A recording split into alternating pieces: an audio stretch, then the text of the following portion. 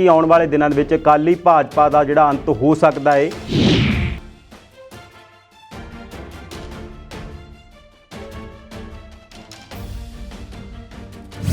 ये भी ऐलान हो सकता है भी अकाली दल बीजेपी नालों गठजोड़ तोड़ लवे या बीजेपी अकाली दल दे नालों ਵੱਖ हो जाए, क्योंकि अकाली दल दे विच दो धड़े यही गल कह रहे हैं भी हुण जदों साडी पुछ घट गई बीजेपी दे विच तां हुण बीजेपी दे नाल रहना संभव नहीं है, इस करके सानू बीजेपी नूं अलविदा कह देना चाहिए।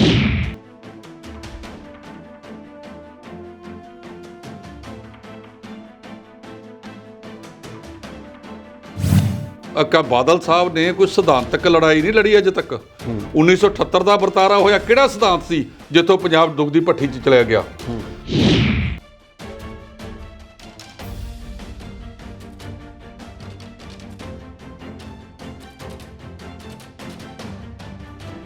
एक अकाली दल ही जिहड़ा हैगा कि साडा तां जी पति पत्नी वाला रिश्ता हैगा। बादल साहब अक्सर कहंदे हुंदे सी हुण पति भजाउण नूं फिरदा है ते पत्नी कहती है भी मैं रहना ही तेरे नाल आ।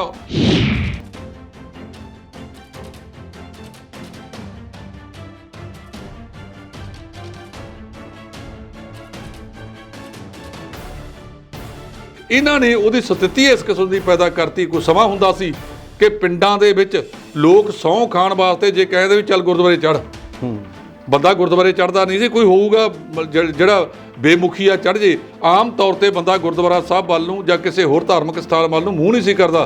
ते अज इन्हां ने स्थिति ये बनाती है कि लोग तां बिना उस तों सौं खाई जांदे ने, जिवें कैप्टन साहब ने सौं गुटका साहब नूं हत्थ रख के कीती है।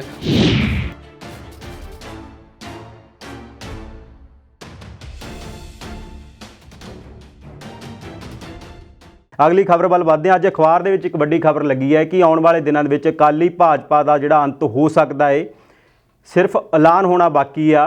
कोर कमेटी की मीटिंग दे विच ये भी ऐलान हो सकता है भी अकाली दल बीजेपी नालों गठजोड़ तोड़ लवे या बीजेपी अकाली दल दे नालों ਵੱਖ हो जाए, क्योंकि अकाली दल दे विच दो धड़े यही गल कह रहे हैं भी हुण जदों साडी पुछ घट गई बीजेपी दे विच तां हुण बीजेपी दे नाल रहना संभव नहीं है, इस करके सानू बीजेपी नूं अलविदा कह देना चाहिए। एक कॉलर साडे नाल लाइव जुड़े ने, बहुत बहुत स्वागत है जी। कित्थों गल कर रहे हो? लुधियाना तो जी। जी सर, मैं कहना चाहता सीगा कि एक जिहड़ा अपना श्रोमणी कमेटी का मुद्दा है जी, और इधर नाल ही साडे कैप्टन साहब पहले कारण की सीगा कि पहले राजनीतियां जिहड़ियां सीगियां वो धर्म के अधीन चलदियां सी जी।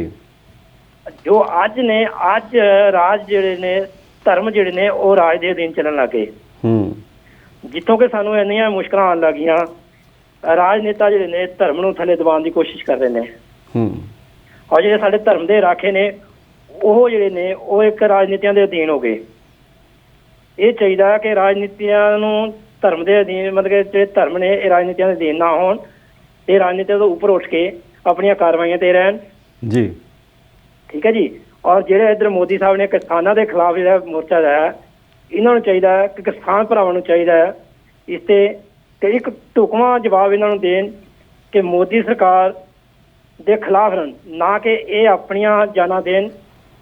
एक सरकार के खिलाफ एक मोर्चा इकट्ठा करन कि अपनियां जाना देन नाल इन्हों कुछ हासिल नहीं होने लगा जी। ये नाल सरकारां दे सिर ते कोई जूं नहीं सरकेगी जी। बहुत बहुत स्वागत है, तुसीं विचार साझे कीते साडे नाल।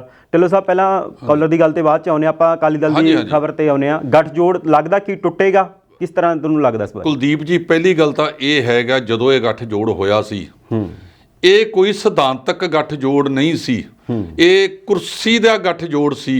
तुहानूं मैं 1996 की लैके जावां 20 अगस्त 1996 नूं जदों लौंगोवाल दे विच संत हरचंद सिंह लौंगोवाल की बरसी हुंदी है ते बादल साहब होरी तीजे फ्रंट के कुछड़ च बैठे सी। इत्थे उस वेले मुलायम सिंह यादव वो यूपी के मुख मंत्री सी, लालू प्रसाद यादव बिहार के मुख मंत्री सी, होर कई वड्डे आगू इत्थे पहुंचे सन। उस वेले पत्रकारां ने लालू प्रसाद यादव नूं कहा भी ये तां जिहड़ियां बीजेपी नाल करदे फिरदे ने, वो कहता सी मैं बीजेपी नाल इन्हां दा लव मैरिज नहीं होण देवांगे, जां साडे नाल खड़न जां सानूं छड्डण। ये कोई बादल साहब ने कोई सिद्धांतक लड़ाई नहीं लड़ी अजे तक।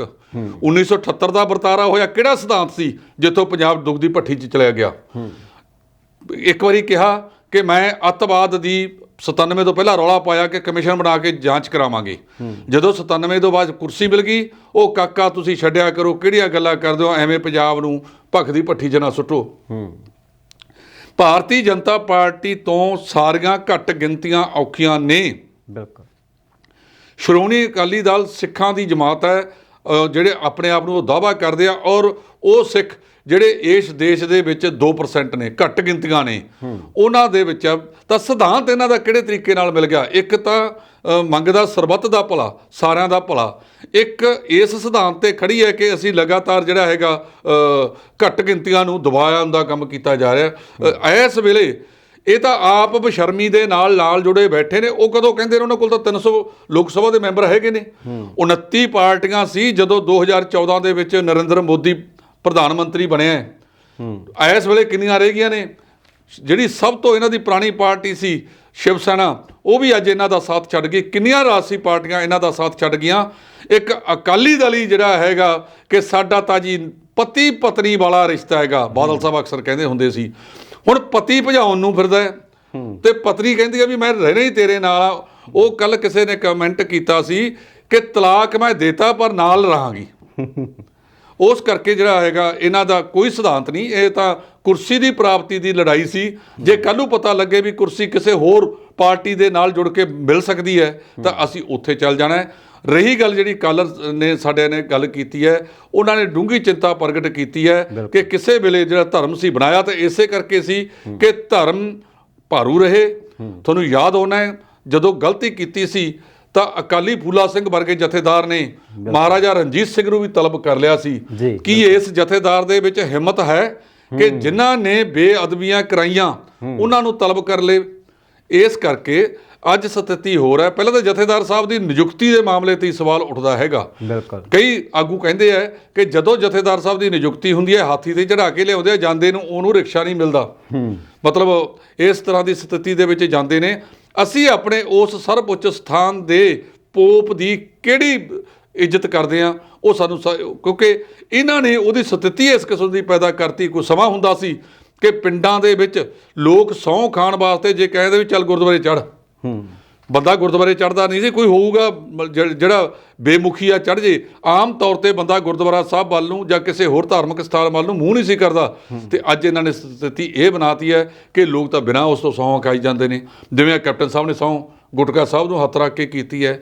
ਜੇ ਉਹ ਗੁਟਕਾ ਸਾਹਿਬ ਨਾ ਵੀ ਕਹਿੰਦੇ ਫੜਦੇ ਹੱਥ ਦੇ ਵਿੱਚ ਸਰਕਾਰ ਤਾਂ ਫਿਰ ਵੀ, ਲੇਕਿਨ ਇੱਕ ਤੀਜੀ ਧਿਰ ਨੇ ਇਹਨਾਂ ਦੋਨਾਂ ਪਾਰਟੀਆਂ ਨੂੰ ਇਸ ਲੈਵਲ ਤੱਕ ਡਰਾਤਾ ਸੀ ਕਿ ਇਸ ਕਰਕੇ ਇਹ ਕੁਝ ਵੀ ਕਰਨ ਨੂੰ ਤਿਆਰ ਸੀਗੇ। ਸੱਤਾ ਚਾਹੀਦੀ ਸੀ। ਉਹ ਬੇਸ਼ੱਕ ਉਹਨਾਂ ਨੇ ਆਪਣੀਆਂ ਕਰਤੂਤਾਂ ਕਰਕੇ ਉਹ ਪੰਜਾਬ ਦੇ ਲੋਕ ਉਹਨਾਂ ਨੂੰ ਸੱਤਾ ਦੇਣ ਨੂੰ ਤਿਆਰ ਬੈਠੇ ਸੀ, ਪਰ ਉਹਨਾਂ ਨੇ ਦੀਆਂ ਕਰਤੂਤਾਂ ਆਪਣੀਆਂ ਨੀਤੀਆਂ ਕਰਕੇ ਉਹ ਸੱਤਾ 'ਤੇ ਪਹੁੰਚਦੇ ਦੂਜਾ ਕੈਪਟਨ ਸਾਹਿਬ ਦੂਜੀ ਵਾਰ ਜਿਹੜਾ ਮੁੱਖ ਮੰਤਰੀ ਦੀ ਕੁਰਸੀ ਤੇ ਜਾ ਬਰਾਜੇ। E5 ਚੈਨਲ ਪੰਜਾਬੀ ਹੁਣੇ ਸਬਸਕ੍ਰਾਈਬ ਕਰੋ, ਬੈਲ ਆਈਕਨ ਤੇ ਕਲਿੱਕ ਕਰੋ।